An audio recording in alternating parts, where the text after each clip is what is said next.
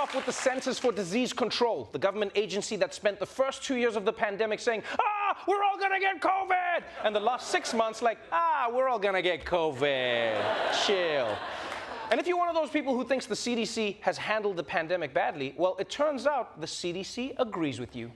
This morning, the CDC director promising a major overhaul after a scathing internally initiated review found the agency repeatedly botched its response to the pandemic. In a statement, Dr. Rochelle Walensky putting it bluntly, our performance did not reliably meet expectations. Walensky herself calling for that review.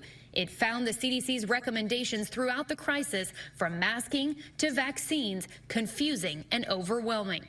Uh-oh, I guess the CDC finally checked their Twitter mentions. But she's right, the CDC rarely dropped the ball. People depended on them for clear advice, and when they didn't get it, they started looking elsewhere for answers. I mean, say what you want about Goop, their advice was consistent. I mean, yes, the advice was to buy a $4,000 crystal butt plug, but it was consistent. Meanwhile, the CDC was all over the place. They said, don't wear masks, but then they said, no, do wear masks, but don't because we need them. Okay, now you can wear masks, any mask, even cloth. Wait, cloth is the worst. What are you doing? Now you got COVID. Stay inside for 5 days. No, 10 days, no 2 days. The point is, trust the science. Now, if we had more time, we could talk about whether or not the CDC learned the right lessons from COVID to prevent the next outbreak. Well, not the next outbreak, because the next outbreak is monkeypox and they're already messing that up, but the one after that. But we just don't have the time for that, because while the CDC is struggling with multiple outbreaks, the Trump organization is overrun with an outbreak of crime.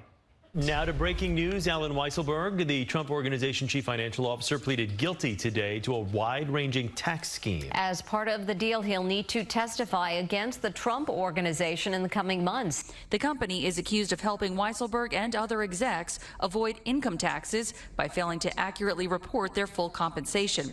Yeah, that's right. Trump's #2 guy for the last 40 years has pled guilty to tax fraud. And can we just take a moment to appreciate how many people associated with Donald Trump have ended up in prison? His lawyer, his campaign manager, his deputy campaign chairman, now the chief financial officer of his organization. Usually, you've got to run a drug cartel to have this many friends doing hard time. Because at this point, it's basically El Chapo and Donald Trump. That's it. You know what they actually need to do? They need to send all these Trump felons to school assemblies to scare kids away from Trump. Just be like, you think hanging out with the 45th president is cool? That's what I thought. Now I'm drinking wine out of a toilet. That's my State of the Union, kid.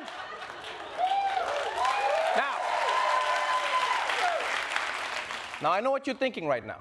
You're wondering to yourself, surely if Trump's second in command was committing financial crimes with Trump's company, then Trump must also be involved in these crimes. Well, actually, no. Because apparently, the story is that he had no idea what was happening in his organization at all levels for decades. He had no clue.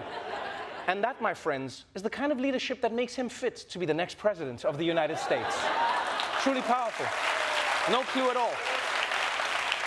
Now look, if we had more time, we could talk about how Trump pretends to be the candidate of law and order. Meanwhile, his friends can fill up an entire prison wing, but we just don't have the time for that. Because while Trump world is at war with the law, some of music's biggest legends are at war over Christmas. Mariah Carey does not want a lot for Christmas. There's just one thing she says she needs: a trademark for the title Queen of Christmas. Now Carey is seeking to solidify her brand with a legal filing that would give her exclusive rights to use the title on everything from clothes to alcohol, dog products, and more. But not everyone agrees she deserves it. Singer Darlene Love fighting back. The songstress, known for her hit Christmas Baby, Please Come Home, which she performed annually on the David Letterman show as a holiday tradition. Telling ABC News in a statement, I adore Mariah Carey as an artist and songwriter, but Queen of Christmas should not be exclusive to anyone except for Mary, Mother of Jesus. Yeah, that's right. The real Queen of Christmas is Mary, Mother of Jesus. She should get the trademark to sell alcohol and dog toys. It's about time. It's about time Mary got some of the financial benefit. The only thing she got out of this whole thing were gifts from those 3 wise men. And one of those gifts was myrrh? What the hell is that all about? Oh, I just gave birth in a barn. But yeah, thanks for the myrrh. Real helpful. Yeah, when I was in labor with the Son of God, the whole time I was thinking, oh, I could really use some myrrh right about now.